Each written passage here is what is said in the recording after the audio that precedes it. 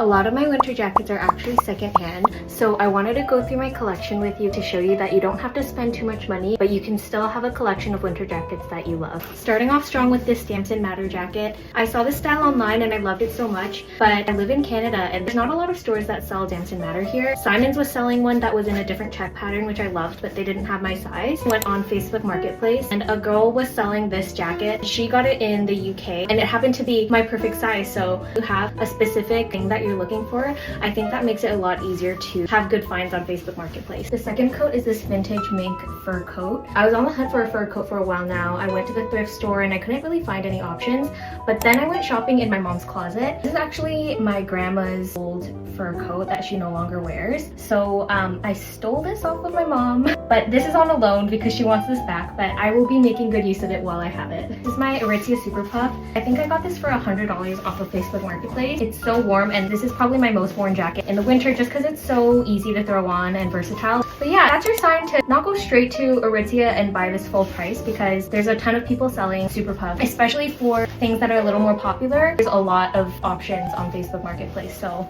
highly recommend. This is a vintage leather jacket that I also got off of Facebook Marketplace. I loved it so much. I was looking for a baggy bomber style brown leather jacket for a long time. Found this and I loved it because the leather is so worn in and you can kind of see like the patina. This was somebody's dad's leather coat that they had clearly worn and loved for a while. It's lined with insulation, so it's actually quite warm. I just loved how worn it is and how soft the leather is, so it drapes on my shoulders really nicely without giving me too much of like that boxy shoulder look. I don't think you can get the same kind of look with a brand new leather jacket, even if it is a similar style. So I'm in love with this. Next is this suede bomber jacket. I got this at Value Village for $40.